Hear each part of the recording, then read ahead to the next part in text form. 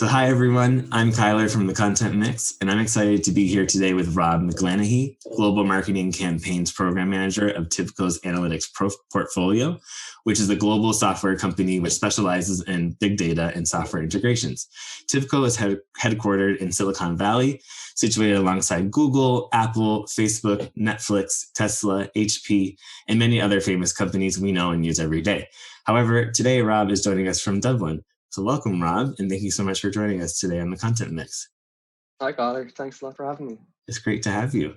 So I guess we'll get the ball rolling with this interview and just dive right in.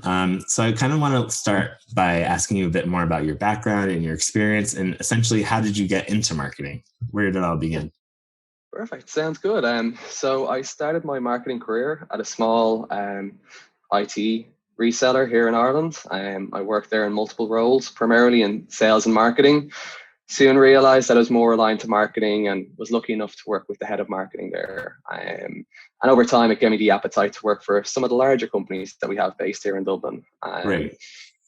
I was very lucky to have the support of the team at the time too, to really get involved in some of the marketing projects. And ultimately then in 2016, I was lucky enough to join Log Me In, where I worked primarily in field marketing and events marketing. I was there for 3 years, and in 2019, the opportunity to join TIBCO came up, and that's where I am since. And Dublin's like a great hub, for like international headquarters for companies. It's a big, like the headquarters for all European operations for many companies. So I'm sure like being there also helped you kind of do new things and experience new, markets and different opportunities. So what do you like? Dublin's a great place for that, no? Definitely. I know you mentioned Silicon Valley there at the start too, and that's where TIBCO's HQ is, but we actually have our Silicon Docks here in Dublin, where we have the likes of Google, Facebook, Log Me In, Twitter. All those guys are in close proximity here. LinkedIn too, the Grand Canal Dock. LinkedIn too, huge operation here in Dublin as well. And then on the outskirts, we've got the likes of Amazon, IBM, Microsoft, and all those guys here. It's a good place to be, for sure. Great place for marketing. Yeah. So can you just tell us a bit more about TIBCO and your role at the company and what you do?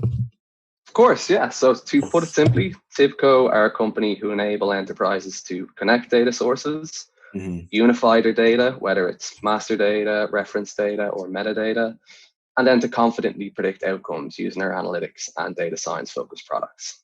Basically, if your company has a data need, TIBCO can help. I was going to say, like, your typical client to work with? In terms of our typical clients, we have companies spanning all industries.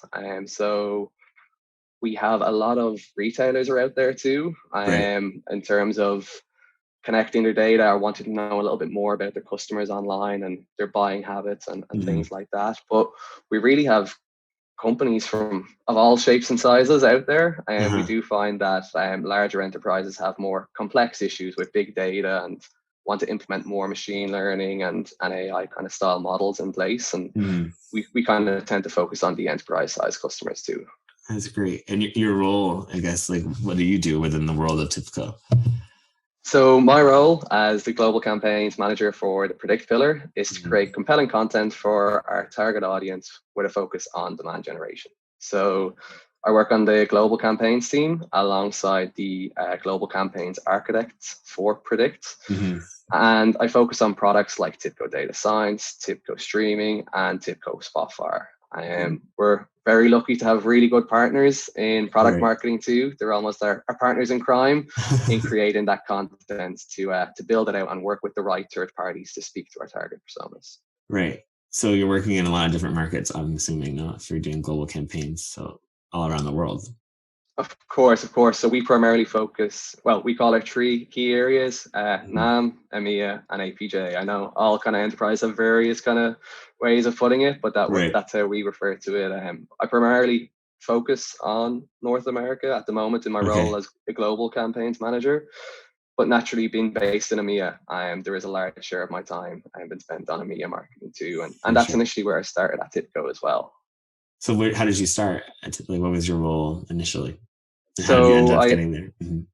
I initially started as the EMEA campaigns manager, so primarily focusing on carrying the message from our global campaigns and translating it and contextualizing it to our EMEA market, and making sure that our local field teams are aware of what we're doing from a corporate level. Right.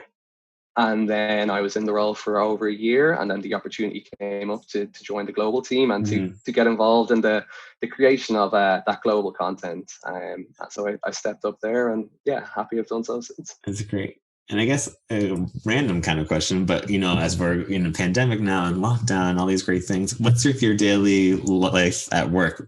What does it look like now? Because obviously things are different, and we're adapting as much as we can. Yep. So it's interesting you ask that. I suppose no two days are really the same. I'm lucky in the sense that my mornings are a little bit more where I can get things done. Right. A lot of my partners, I mentioned our product marketing team, they're based in the US too. So my early evenings to late evenings can be quite busy with calls, but I do have that little bit of free time to myself to get things done and action some to-dos during the course of the day. But generally, I'd start my day looking at the data from the previous days and weeks. So looking at marketing funnel performance from an MEL to opportunity pipeline created. And yeah, really try to understand what's working and probably most importantly, what's not. And then looking at the gaps. So try to understand when we finish the quarter, where we'll be at current pacing, what we need to do to change it, whether it's positive or negative, and what that's made up of in between. That's great. And with the time zones, it's always, I think, because I work too with, people around the world, and sometimes it's good to use it to your advantage. So it's nice that you have the morning to get, collected and look over everything, and make sure you know what you want to talk about, especially when you're communicating with your teams in North America. And we already kind of touched upon this before, but the target audience for TIBCO, I don't know if you want to elaborate a bit more about that. Yeah. So for our analytics portfolio, we have two target audience that we like to address. So our primary persona is really the decision maker at large enterprises, like the chief analytics officer or chief data officer, or sometimes CIO. And then we also have a secondary persona that we create content for, and that's more so the practitioners at those sort of companies. So the business analysts or the data scientists and variations of those roles. I think that's something that we really kind of focus on this year, is to be very conscious when we're creating content of who it appeals to. I suppose at companies we're seeing too, that the CIO, the CAO, the CDO, they're often listening to their teams. A lot of ideas of what tools to purchase next and things like that come from those practitioners who are working day in, day out. And obviously, when you're speaking to the CIO and CDO, they want to know different kind of metrics, as opposed to the data scientist and the practitioner who want to know what's going to help them succeed in their role. Yeah, so you have to curate the contents depending on who's going to read it, essentially. That's exactly it. Yeah. And it's a great point you picked up about how this past year we're kind of listening more to each other. I think that we just mentioned now, and I think that's so true. I think we're more in tune with how to, especially with content, curating our content so that it comes off in a way that is well received, especially during a time where people are very saturated, with content, and many of us have spent hours and hours on the internet, and at home and reading everything. So it's kind of, it's good that we're becoming more aware, even more so than before, of what works and what doesn't, and what's, would be more effective now in comparison to another time. Definitely. I think you touch on a really important point too, in terms of the mediums that we use are kind of changing and evolving each day as well. I think there's a certain level of webinar fatigue that has crept in over the past while. We all signed up for that online course or that webinar. We're all like, oh, okay, I'm done.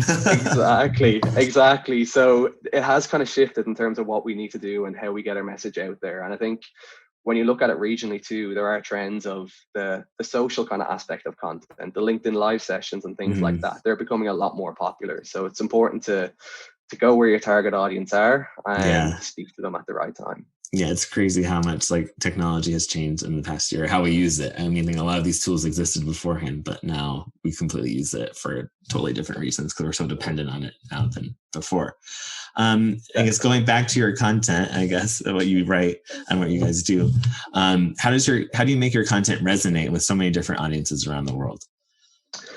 So at TIBCO, I suppose, going back to the point we were just speaking there, I think what we really focus on is the content type, who it's going to appeal to, and ultimately as well, the medium that you're going to use to carry that content to the audience. I think in our world, the way we see the role of a data scientist, it is quite similar in Europe and the US, but in terms of what they want to achieve in their role and the impact they want to have at their company. But what differs them greatly are the tools they use, how they consume that information, and most importantly, where they consume that information. Something that we notice too as well is that there's a lot of respected voices within the data science community that kind of vary region on region too. So culturally, I know we start working with influencers just a little bit more this year, just to try and understand and speak to our target personas. And they tend to have a following in a specific area. Whereas if I know in North America, using that as an example, we worked with an influencer there and they primarily had that North American audience. If we wanted to replicate that in EMEA, it would obviously kind of tweak it a little bit. We'd have to understand someone whose followers would primarily be located there. So there's like influencers for like data scientist influencers, you're saying. I didn't know that it was even a thing. I guess maybe I'm living under a rock, but I had no idea they existed. It's something that we looked into a little bit more this year, just to understand. I suppose there really is influencers for every aspect of marketing and every industry too. I know it was something that we tried to be more conscious and aware of, just to speak to our target personas. I think a lot of those practitioners are always looking to know the latest tips or tricks or skills or new tool updates, what comes with that. I think they're that respected, kind of their own voice within there too. When they partner with companies, it's generally not kind of salesy as well. It's something that we kind of try to work on, is that when we partner with these influencers, that it is quite authentic. We're looking to add value to the community as opposed to say we're the best at what we do. Exactly. That's so important too. I think, people are using these platforms and these, medium, I guess, to, have, a more human approach to certain things, and they want to learn about these topics, but not having someone shove information down their throat and kind of say, we're the best, like you said.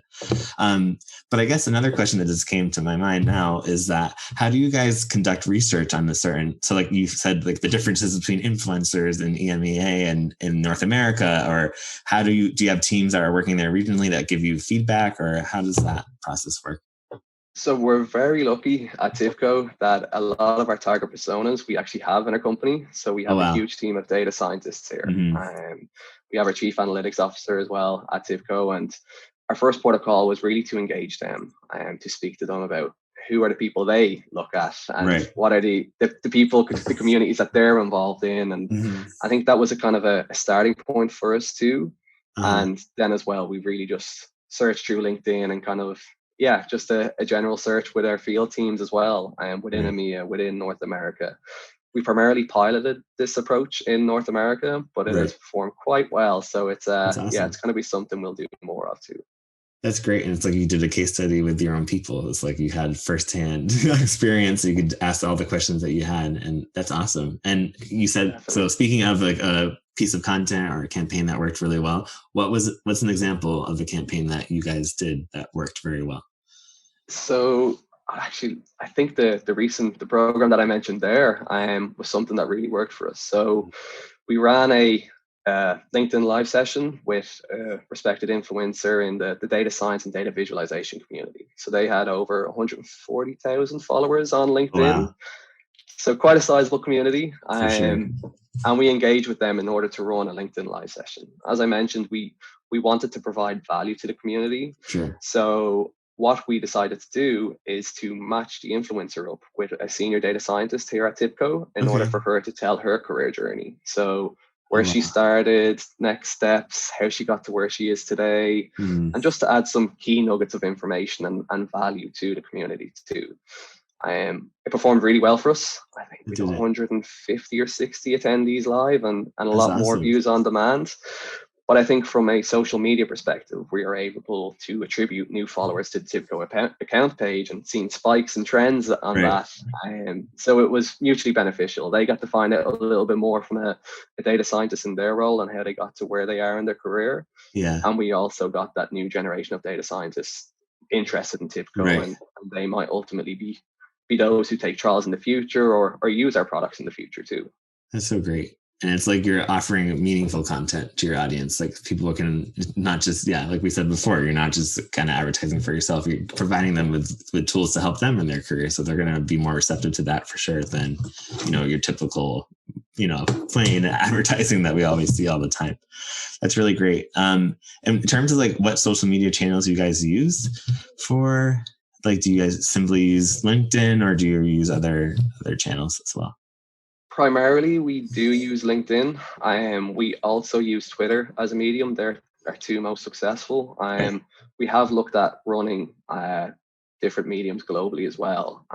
Funnily enough, we've seen that Facebook is an interesting medium that works well in our community, especially in LATAM, which was a little bit surprising. But these social media types are used differently in each region. I think I was speaking to a colleague there in Germany, and interestingly enough, they actually have a German version of LinkedIn that they use. So in France, in Italy, in Austria, all around, they're all LinkedIn users. But as soon as you go into Germany, they have their own tool, which is very, does the same function as LinkedIn, but that's where they all are. I had no idea about that. It's so, I feel like sometimes I'm like 65 years old because I'm like, I have no idea about like anything. I'm like very, I don't know, old school, but I guess I have no idea all these platforms exist. But it is really important too to see like what people are using, what people like to use, and kind of understanding why they use the channels that they use. But also, I guess like we were just talking about a really good campaign you guys did because it was personal and it brought added value to the whole user experience. But what do you think some companies get wrong when it comes to content marketing? Where do you think they have some flaws or things that could be fixed? I think what they try to do, or I suppose the key consideration that I see sometimes is they don't focus on the consumer or who's going to consume that piece of content. There should be two separate personas in terms of decision maker. The information that they want to see and get from a collateral piece is quite different from a practitioner. I think practitioners want to know what will help them in their daily job. How can they evolve their career by using your tool?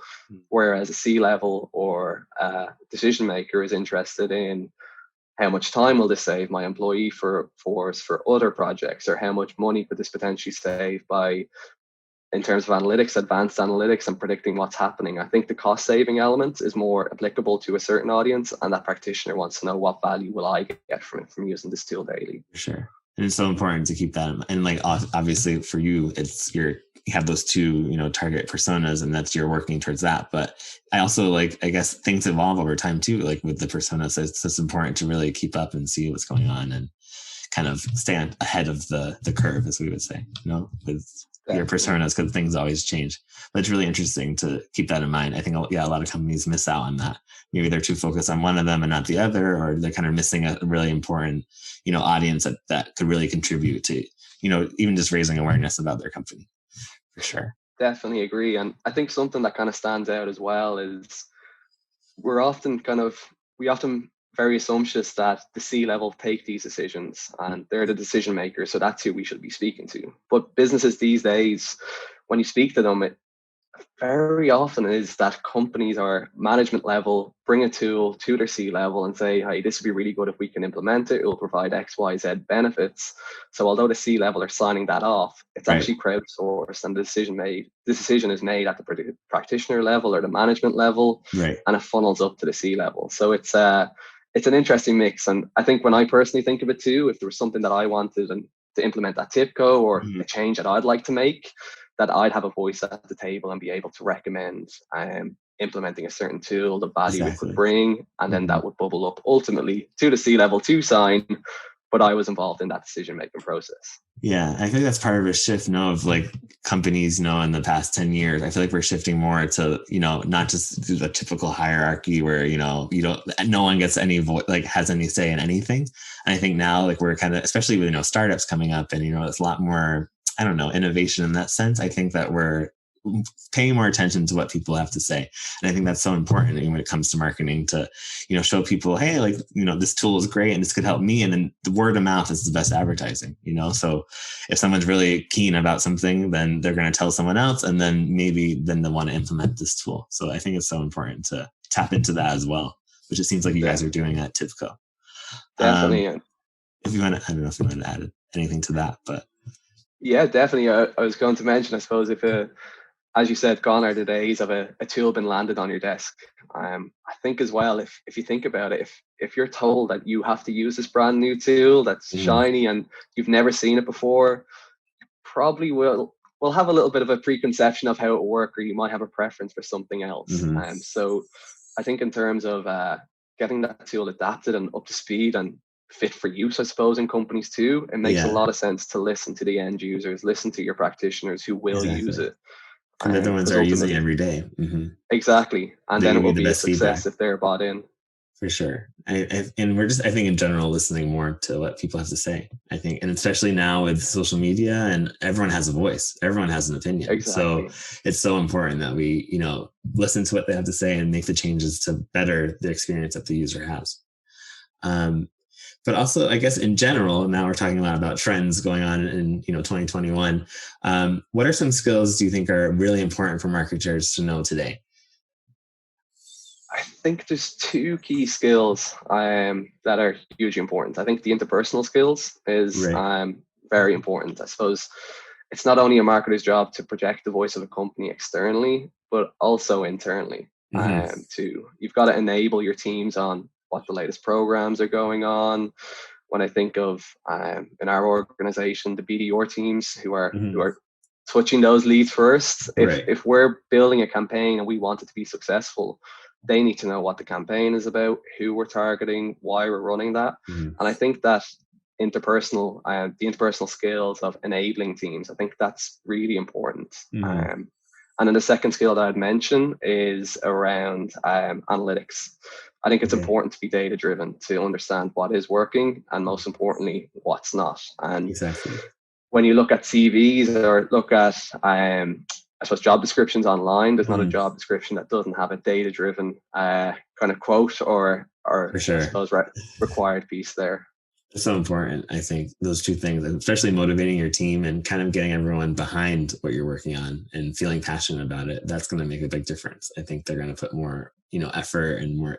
It's just having passion behind anything is going to make anything turn out better than if you don't have any. Definitely. So, And another thing that we implement here at TIBCO is the serious decision framework. mm, So it's kind of campaign framework that has four unique components of how to run a successful campaign. So they bucket programs into reputation, demand, engagement, and enablement. I think if mm, you're touching all of those aspects of a campaign through your programs, it's bound to be a success. for sure. Yeah. Especially enabling and making sure everyone's, yeah. It's so important. And I think it's so easy that we kind of lose sight of that sometimes when we get so caught up. And I think, you just laid it out in three different ways. You got to do this, this, and that. And I think sometimes when we get so overwhelmed and so caught up in something, we forget the basics. And I think it's so important that, we keep these things in mind and we always go back to what we know. I think it's so important. Definitely. Teamwork is always the key. Always. Teamwork makes the dream work, as they say. So it's super important. And what advice, I guess, would you give to somebody starting now? Especially like nowadays where, if you have someone graduating from university or something like that, and the job market's kind of funny and all these things, like what would you give as a piece of advice to somebody who I wanted to start? think try to find that area that really ignites your passion, whether it's within a marketing world or from an industry standpoint. And if it's a combination of both, even better. You've got so many variations in the marketing realm: content marketing, creative, product, demand gen, and Mm-hmm. those roles exist in almost every industry. So if you can really find that niche of what you're interested in and what you're good Exactly. at and just pursue it relentlessly, I think you'll really reap rewards there. I think so for sure. And it opens so many doors. I mean, I think about myself and, I started as a translator. I'm a linguist on paper, right? And I never thought I'd be involved in what I'm doing now. And I kind of, just because I had that one passion, I never thought I would go into marketing or content marketing or doing all the localization, all these different things that I've had the opportunity to work on. And it all started off with a small passion that kind of just is kind of leading me through life. So I think that's really great that's a great thing to keep in mind, especially when we're looking for jobs. You just got to find something that's going to get you out of bed in the morning and get you passionate. And I guess the rest will fall into place for sure. Exactly. What the quote goes? Is it like, find a job that you love and you'll never have to work a day in your life? Exactly. I think I think that's I've what heard it that a is. couple of times. It's And so it's true. so true. It is very true. Because if you're not in a job if you're in a job that you don't like, then you should get out of it, because your life's going to be, not so great. You won't be so happy every day, and it won't be conductive for anybody as well. Exactly. But also, I guess, speaking of getting out of bed and, starting your day, what are some daily habits that you attribute to your success that you'd like to share with our audience, especially, in times of lockdown where we've been kind of stagnant, I guess. We can't do our normal things. I think in lockdown, I must admit, one thing that I've started to do is really just be more aware of getting outdoors. I've started to treat exercise almost like a meeting that I can't miss. Yeah. So I'd have like an hour in the day where I'd get outside for a walk or a run or a cycle or just something to get me going, I suppose, each day. And that enables me to be more productive then in the afternoon. I think like podcasts as well too. I've been listening to so many lately, and just hearing all those positive kind of stories and thoughts and stuff like that. I think that really helps me then focus on what I want to achieve ultimately. For sure. And then another small habit that I've been trying to get in there every day is just spend 5 or 10 minutes at the end of each day planning what you'll do for the next day. I think if you break kind of workloads into small sizable chunks, that will really help you get stuff done. For sure. So those are all habits that I love as well. Podcasts, and I think exercise is one thing that I really force myself to like keep a routine with, especially during lockdown, because if not, I would have been like going crazy. But I think it does help, make us more productive, and I feel more alert, and, it helps, especially in the afternoon when you have that and for you, if you work, with clients in North America, and they're all your busiest times in the afternoon, you need to be like on point and ready to go for those. Definitely. But no, I think exercise, and also the to-do list at the end of the day, is something that I started doing, I think probably like a year ago, and it helps so much, because sometimes you kind of forget. You wake up the next morning, and although you're motivated and ready to go, you forget what I'm supposed to do. So it's kind of nice to have that list, and you kind of put it in sections. And sometimes I organize it like by priority. So like, this is high priority, you need to do it today, but I have some things in the pipeline that I probably need to work on later on. It just keeps, like, my agenda is like life. So I totally agree with that. I think it's a great habit. And I just love habits. I think habits keep us productive and keep us more concentrated, especially when we're working. Definitely. And for you, you mentioned podcasts and kind of motivational podcasts. Do you have any like professional role model or source of inspiration that keeps you going, keeps you motivated? I think in a professional sense, I'm kind of inspired by a lot of the team that I work with here at TIBCO. I don't really have that one particular person, but we've some really great people in our demand gen team. I'm really inspired by creative thinkers, because that really gets me thinking about what I can do differently, or how I can make little tweaks to try something different. I'm hugely into sports too. So there's a lot of inspirational people in sports in terms of doing things a little bit differently that really appeal to me too. And I try to take some of those kind of lessons, although they're not always applicable. I think there is elements of sports that can affect, I suppose, life and work and business too. Is there any specific sports person that you can think of at the top of your head that is one of those people for you? I know I'm a big Italian football fan. There's one manager there, Carlo Ancelotti. He's a great book that I recently read, and it's all about quiet leadership. So he's quite a reserved character. He always kind of, when he speaks, you listen. He has that kind of aura about him, and his book goes into detail around how he kind of carved that out for himself, how he garners that respect of the team. So when he speaks, he listens. And I think that's hugely important. You don't always have to be the loudest voice in the room to be heard. I think if you get your head down, keep working hard, that people will respect you, and ultimately you'll be successful. For sure. And I think it ties into your first source of inspiration, which you said is your team. And I think, by taking the time to observe and to listen and to hear what they have to say. And I think everyone's so different. I think that's what makes, humankind amazing, because we're all so different, but we also, and from my own experience too, I've learned so much from just like observing, okay, like this person doesn't do the same thing I would do, but I like what they did. So I'm going to incorporate that into me. And I think I've grown so much just by observing. And I think that's such a great piece of advice, because we can't, if we get stuck in our ways and we don't change or adapt, something that we've learned a lot about in the past year, then we won't move forward. And I think that's so important. Yeah, for sure. It's hugely important. You've always got to be learning just to if you have that mindset and that openness to learn every day and to learn from people around you, Exactly. I think you'll really succeed in whatever you pursue. For sure. Because if we get stuck in our ways, then we're never going to learn anything or continue with our careers or grow, or we'll just stay in the same place. And we don't want to be stagnant, for sure. And I guess continuing with the whole recommendations that we've been asking, I don't know if you have any like apps, tools, or platforms or books that you recommend to our audience, whether it be marketing or something more personal, especially for, you know, anyone who's interested in getting a new campaign or a new marketing strategy off the ground.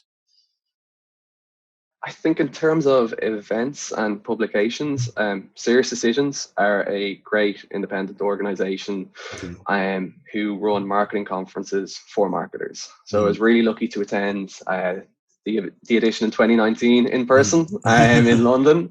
They have had a virtual event going on too last year, and I will be always looking to attend those when I can. And the reason why is they produce great content for marketers. As I mentioned earlier, the Serious Decision campaign framework is something that I found hugely important and helpful for me in terms of structuring how I want to bring my campaign to life. In kind of their campaign framework, they have 4 key areas. They have reputation, which focuses on how can you elevate your brand and the perception of your brand in the eyes of new customers.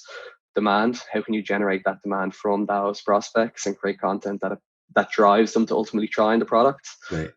Engagement, focus on your customer engagement. I think when you have a customer there, it's not job done. There's always something you need to do. You need to make sure that the tool is sticky and they're getting the value that they need from the product. For sure. And then finally, that enablement piece, ensuring that your team internally and externally know why you're doing things, know the importance of it, so they can really drive the value when they speak. So that was like one tool that I found that was really important and successful, and I encourage anyone to go and check it out and see if they can implement it in what time of year do they have it, the event? They usually have it around September, October timeframe. I'm not too sure of this year's edition. I think it's at that tricky time right now for companies to plan whether it's going to be in person or will it be virtual. But I haven't seen the date. Or hybrid, who knows? Yeah, exactly. Yeah, the good thing is that, you know, having it online, people from around the world can tune in. So, you know, hopefully one of our listeners one day would be able to even, you know, it doesn't matter if they're in London or wherever, they can listen and get the same insight as well. Definitely. I think there's been so many huge benefits to the virtual environment for events, but equally, I can't wait to be able to attend in person or jump on a flight again soon. I'm very eager to get moving with that. So hopefully one day, you know, we'll be back up and running for sure. And do you have any, because we're coming to the end of our interview, unfortunately, it's been a great chat and great to learn more about your experience and what you have to offer to the world of content marketing. But I was just wondering if you had any final takeaways or parting advice you'd like to give to our listeners. I think going back to your point on that, in terms of always be learning, I think that's that key piece of advice. Be really open-minded in whatever you do. I think that will really help anyone be successful.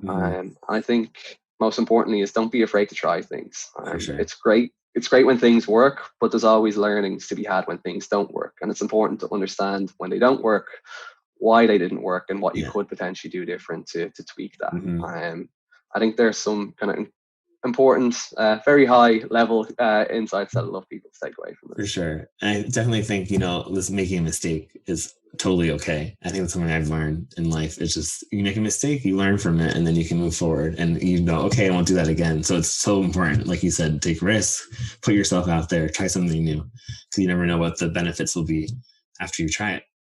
Exactly. I think you couldn't have put it better. Yeah, you've got to take the risks, but the important thing is if they don't always go how you want them to be, just make sure you learn from them. I think that's the really key piece. So important. And for everyone listening, what's the best way for them to get in touch with you or to keep, I don't know if you're active on LinkedIn or anywhere that you're active that we can follow you on and get in touch? Yeah, LinkedIn is definitely the place to find me. I'm quite active on there. I try to put content out every odd week too. But if there's anyone out there who wants to drop me a message and chat more, than my messages are always open and love to connect with you guys. Fantastic. Well, thank you so much again, Rob, for your time and for sharing your insights with us. And thanks everyone for listening in. For more perspective on the content marketing industry in Europe, definitely check out thecontentmix.com and keep tuning in to the podcast for daily interviews with content experts. And I hope to see you guys next time.